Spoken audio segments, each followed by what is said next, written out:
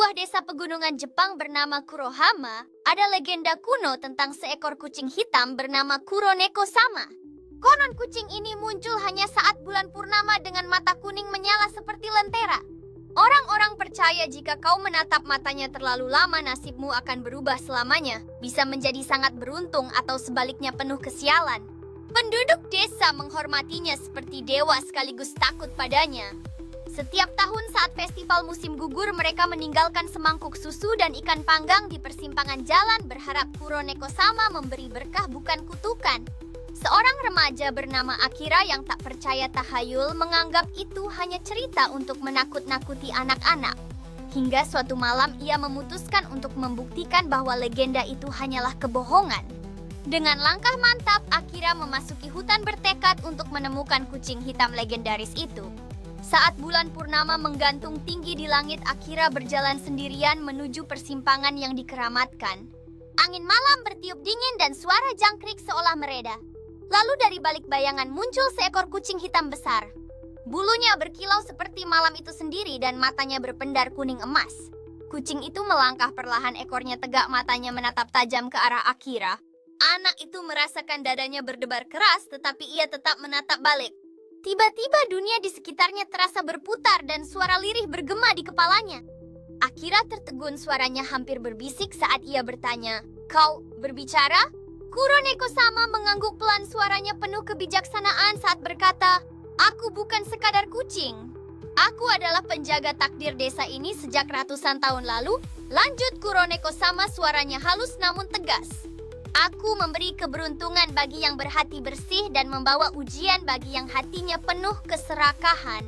Jelasnya menatap Akira dengan tajam. Tiba-tiba Akira dibawa ke sebuah versi lain dari desa Kurohama. Gelap, sunyi dan tanpa orang. Hanya cahaya bulan yang menerangi jalan menciptakan suasana misterius di sekelilingnya. Suara Kuroneko-sama bergema memberikan arahan yang jelas di tengah kesunyian. Ada 3 tugas. Temukan bayi burung yang jatuh dari sarangnya, kembalikan dompet yang terjatuh di jembatan, dan nyalakan kembali lentera kuil yang padam. Tanpa banyak pilihan, Akira berlari, hatinya dipenuhi rasa tanggung jawab.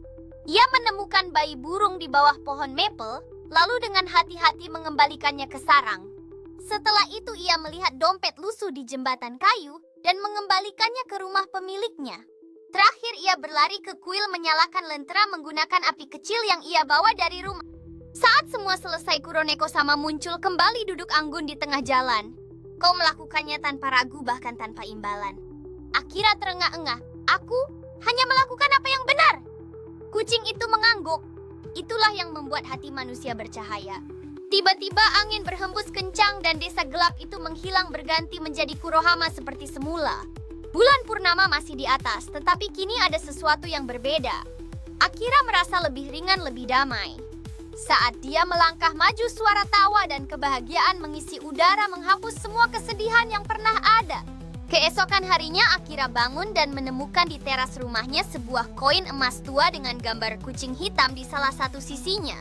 Ia menyimpannya di saku, tersenyum kecil. Sejak malam itu hidupnya terasa lebih lancar. Setiap tantangan yang datang entah bagaimana selalu punya jalan keluar. Namun Akira tidak pernah lupa pesan Kuroneko-sama. Saat festival musim gugur berikutnya, ia menjadi orang pertama yang meletakkan semangkuk susu dan ikan di persimpangan jalan.